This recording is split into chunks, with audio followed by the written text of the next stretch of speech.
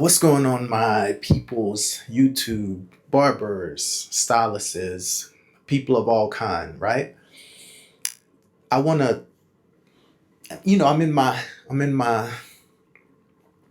bag as far as it comes to like what's going on in the industry, right? I want to have an educated conversation, just talking about switching over to the sweet life from either a storefront or working, at a traditional style barbershop where it's you and others that's working together. Switching over to where you work pretty much by yourself, for yourself, individually in a suite setting, right? I think that there's number one, there's nothing wrong with, you know, exploring and stepping away from the masses if you feel like there's imminent danger to your career, to your brand, right? There's nothing wrong with that. I'm not against that at all. So I want to clear that up right away, and I want to dive into why I can see how the sweet life can be kind of a trap. So we're gonna say, let's call it the sweet trap for today's title, right? I want to talk about how and why the independence of barbering, or again styling, is kind of, in my opinion, slowly, hopefully not surely, killing the artistry. We're going to dive into three key points that I want to talk about today. And I want to attack the controversy first, right? The solo suite movement is definitely creating a generation of isolated and stagnant barbers because it's pulling away from the values of community, right? How we all used to, couldn't wait to get back in the shop so we can talk about, our favorite teams or life, what's going on in the community, what's going on in the news, even though they say don't talk about religion and news into the shop. But I think that is the perfect platform for talking about spirituality and politics. Before we go any further, I want to touch on that because, during barber school and just during conversations with other barbers, the controversy for that is like, everybody believe what they believe in. They should be able to this, that, and the third, and vote the way they want to vote. That is absolutely true. I have no problem with that whatsoever. The problem I have is that you're saying, or people have said, that the barbershop, the community house, which is the barbershop, is not the place or platform to talk about those things. To me, those are the invoked conversations to me that will um, enlighten, educate, enrich, enforce, build, structure the entire community that you serve. It's not a place to argue. It's not a place to bicker. It's a place to reason. It's a place to hear, listen, understand, and to help one another see different points of view. Because if you're only in a certain bubble by yourself, then you're definitely not going to be able to hear outside of those four walls. But if you're in a community house, the barbershop or the salon, you get to hear from other people's perspective that you might have missed or might be missing completely. So whether it's spirituality or religion or politics or how you vote, I think that's the perfect place, right? Because that's where you're going to get the most authentic people having the vulnerability to, speak out and stand for what they believe in or think they believe in. And it's not an opportunity to convince people, but it's an opportunity to open people's minds. And I think that's where we've gotten away from so much, is that we feel like, oh, we can't talk about that because, that could offend somebody or this, that, and the third. It's more offensive to me to be quiet about something that you may know some facts about than it is for you to speak on something that you may know a little of. That's how I look at it. But that's me.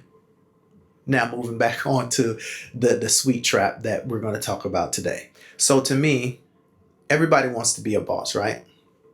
Everybody wants to have their own brand. Everybody wants to have their own look, their own feel, their own vibe, their own energy, their own frequency within a place that they work. Needless to say, it's not that you can't cultivate that where you are. It's just, it's going to be more broad, it's going to be more open, it's going to be more selective, right? On how those things are displayed. You have a station that, if say, for example, you're in a traditional barbershop setting, right? It's you and let's say 3 to 10 other people. Your station is your suite, right? It's your space. It's where you keep your cart, your table, your whatever, the way that you decide that you want to keep it, right? The way your clippers are, the way the lighting, the cape that you may use if that's allowed in the facility that you are running your business at, right? That's truly technically no different than being in a suite. The only difference is now you have nobody to talk to, nobody to help you get out of a situation when it comes to a hairstyle or a color. Even in a good heated conversation, right? You'll have those moments too where it's like it's good to be like, hey, what do you think? What do you think? But if you're in a suite by yourself, then it's just you and that customer in that situation and that opportunity, and it lends itself for, again, you to be contained in those 4 walls and not being able to learn, grow, or express the things that you know or the things that you might want to learn more of, right? Everybody wants to be their own boss because the private suite, gives you that, but nobody wants to talk about the trap of jumping in the suite and negating or neglecting community, right? It's just you and your clients. It's just you and your clients versus other professionals or experts in the same field that you're in. You go to the hospital, you're probably going to see, matter of fact, if my quoting is right, you're going to see 2 people before you see your doctor. You're going to see the receptionist first that checks you in. Then you're going to see the nurse that weighs you in and get all your vitals and, get everything prepped for the doctor. Then you're going to see your doctor, right? In a sense, it's, you have to use that same mindset when it comes to your profession, right? Where you come into the shop, or the customer comes into the shop, and they're greeted by another barber who's just in case you're not the one at the front. If you have a shop environment where there isn't a receptionist, they get to be handled in 2 or 3 or one way different than if you were by yourself. Those people can either, of course, sway either way, make it a bad experience or make it a great experience. But let's go on the positive side. That allows you, if you're busy or you're wrapping up or you're in the middle of a service, for somebody to kind of give that initial nudge to the client to say, hey, I see you, I recognize you, I understand that you're here. So and so will be with you shortly. Confirm the appointments. See if there's anything else that they might need or anything of that nature. Just anything. I mean, it can go any way, right?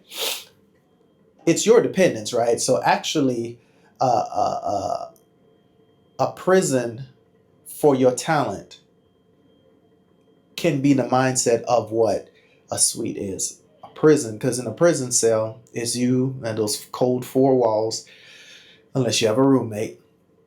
But if you're in an environment of a full-blown shop, then you just have so many avenues where you can open up, be more vulnerable, have a resource and an outlet to reach out to your fellow partners within that facility.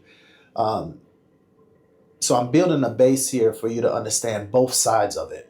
Not necessarily that don't go to a suite because it's just a trap completely. That's not what I'm saying. I'm just giving you perspective. So if you are considering, and you're in barber school, or you're considering leaving a full-fledged traditional style shop, or you want to get out of a suite and you want to move into a traditional style shop where you can be amongst people that are like-minded people such as yourself, this video is for that. Again, it's not to down talk one or praise another. It's just to give you an open mind perspective to understand the difference between moving into a suite versus moving into a shop. So now let's talk about why I left my traditional style shop storefront and moved into a suite. It's a very short story, to be honest. I was at that location for 8 years. I had a staff of 5 to 6 people at any given time. And our lease was coming up, right? And I was, of course, doing the budget, seeing what makes sense, what doesn't make sense. My journey with my 5 to 6 barbers and stylists that were with me were to make sure that I provided a safe place, a place that they can call home, and a place that they can grow and unleash their brand to the world. So that happened. They moved on, got their own establishment, whether a suite or started their own shop, which was amazing to me because I was a part of that journey. So, I pat myself on the back. Don't worry about it. We all, stay in contact. We all respect each other. It's just, it's just a part of the journey, right? So to sum that up, I left because it was me and 2 other barbers that was left. One's mother fell ill due to age. So it challenged him to stay closer so he can be of aid to her, which I commend him for. And then my other partner here, Phased by Chaz, he was like, he doesn't really look for the opportunity to, lunge out on his own or leap out on his own. Not that he couldn't. He's amazing. He definitely can. But he was like, what are my plans? So I told him my plans, and I said, I don't mind. We keep rocking. And he's like, okay, cool, because I don't mind either. So it just worked out to where we just keeping it just the 2 of us, which is perfectly fine. Again, that gives me best of both worlds. So I still have a partner as far as, another constituent beside me, another barber, a friend, considered to be, that I can bounce ideas off of. I can, have those conversations with. When I choose to take vacation, he can pick up or help out, just we can bounce back off each other, which is very helpful. So that's why I transitioned from a storefront to a suite. So it wasn't no great big math about like things are happening and blah, blah, blah. It was none of that. And, as the world keeps growing and economy keeps changing, to stay in a full suite, a storefront where it's can house 5 to 6 people when it was just 2 of us, and then to start all over again to, add more people and learn personalities and this, that, and the third. I said, I'm to the point now where, I want to do it solo. And I meant solo in the sense of so low that I don't have to worry about a whole bunch of people, right? So me and Chaz, we just decided to, hey, we got the same mindset. We deliver the same results and we work great together. So we just rocked out. So now, choosing you over them. I know that I had a titled video based on that, right? And that was corporate versus, your personal gift and talent. So career versus talent, right? And of course you can have talent in your career, but my gift versus my career, let's say that. Now the people think going solo is choosing you over the shop. And that's not 100% true, right? But if you aren't surrounded by better barbers or people to grade your craft or push you within your craft, you aren't gonna really grow like you should, right? You're gonna miss some opportunities, on accountability to see if you're going down the right path, doing the right things, being a better person, a better version of yourself, outside of your clients saying, yeah, blah, blah, blah, or you posting on social media. You have that real time 3D in person accountability partner to say, hey man, you left the line, or that line could have been better, or I noticed that you've changed the way that you deliver your cuts. Just like real time, true, honest feedback that can keep you on your toes. So going solo does not mean that you choosing you could just be finding just another way to um, grow as an individual. Maybe you need that time and that space to develop or to hone in because too many distractions going on around you. You know what I mean? So don't take it as a negative. Take it as an opportunity. Just make sure that opportunity is for the betterment of who you are and who you're going to become as a hair care professional. So just think about it. Um, the marketing vacuum in a shop um, allows you to sell the atmosphere, right? The people that you're around, how you get along with others, how you and your constituents, interact with each other, how you interact with other people's customers or clients, because they could go on vacation and that could actually, allow, well, let's not say vacation because then that would be, we call it chair hopping. Say, for example, that person moved out of town or decided they don't want to cut anymore or change fields. That's an opportunity for you to be seen by others, cutting your clients to be like, hey, even though this person's gone, I've seen you cut before, so I already know what you can do. And boom, you didn't even have to go hunting. You can just boom, boom, boom, and get it taken care of. So that's another opportunity for branding and marketing for you. You know what I mean? That's an opportunity to be seen by others, while silently, while you're delivering exceptional results to your clients. So being again in a shop can give you that versus being in a suite. It's just you. You're isolated. You're in that marketing vacuum where it's just you. And granted, your clients can see each other's cuts as you're performing and delivering, but it stays there. If you're in a shop or in an atmosphere where it's you and another person, you have the opportunity to gain clients. Say, for example, let me give you a good example. Say Chaz is cutting a client's hair and I'm cutting a client's hair. That client is sticking with Chaz, but sees that I deliver just as well as Chaz, or maybe better, right?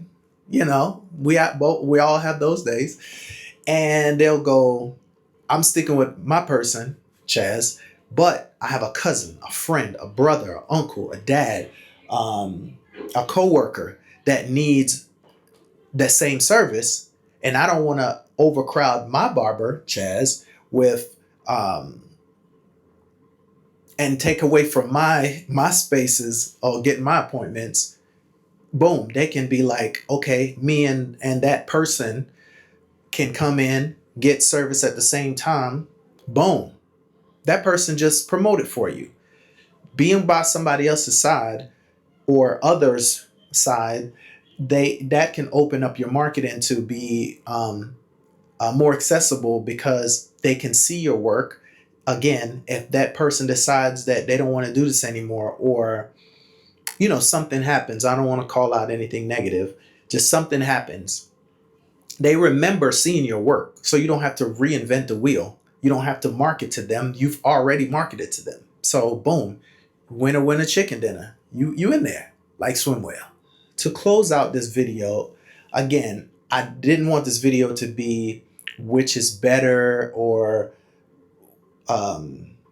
one over the other. I just want, again, newcomers to the game that's deciding whether they want their own suite or they want to stay in a shop or leave out of a shop, traditional shop, just to look at different perspectives, see things both ways. Don't just look at it as, I want to put my favorite football, basketball, soccer team all plastered all over the walls. This is who I am. I'm being very expressive, so forth and so on. Don't do it based off of that. Do it based off of the overall creation of your craft. Like, do you need, let's call it supervision? Do you need um, partnership? Do you need consultation? Do you need a big brother or a big sister? That somebody, do you need companionship? That's the word I was looking for, as far as, you know, your everyday. Because if this is what you're going to do all day, every day, it's cool to speak to your clients, but those are called micro conversations. And then you can get, you know, microaggressions from those micro conversations versus a partner or another barber or a stylist or multiple in one space, to where you can just continue to build from, learn from, grow from, and iron sharpening iron and helping each other, right? So for me, the solution to this conversation would be that if you go solo, you know, you must join a mastermind of local collectives around you, if you know, that has already poured into you, and you just feel like, I just want to spread my wings and, you know,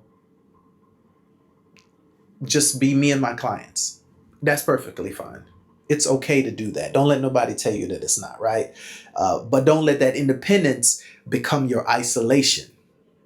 Don't let no independence mindset of that become your isolation away from, like I said, honing in on your craft, getting better at your craft, being criticized by, you know, constructively criticized about your craft.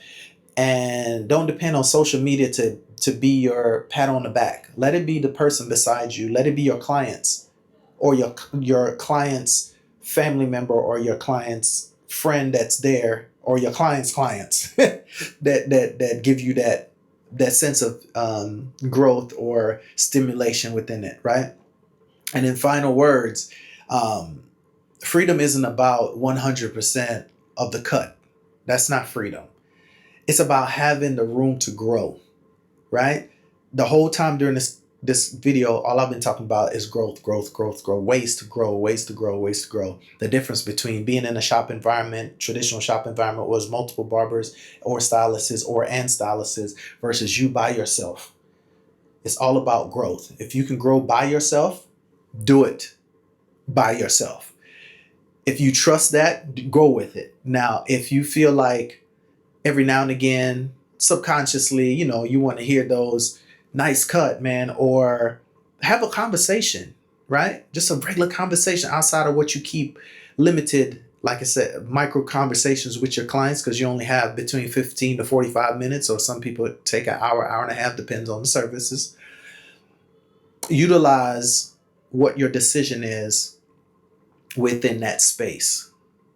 Choose solo. If you are solo, you're crafty, you work better and best that way. And choose traditional, sweet barbershop feel, vibe, environment if you know that you're a community first mentality, meaning you like to be surrounded by people in the same field. It pushes you, it motivates you, it builds you, and it makes you a better barber. I just wanted to drop this video. Just wanted to have something to say about it, because I know it's becoming a trend where people are leaving shops to do suites, and vice versa, leaving suites to go back to the shop. So I just thought I'd give my 2 cents. Hopefully I didn't scramble it or make it even worse, but I actually gave some clarity. Choose solo. If your mentality is solo and you're built that way, choose the traditional barbershop or suite or that type of environment if you know that community and bonding and let's say fellowship is a key factor in your growth day to day. This is Kirk the Creator, Clipper Connect. Catch you on the next video. I'm doing a series. This is number 2 of a 4-part series. Talk to you in the next video. All right, peace.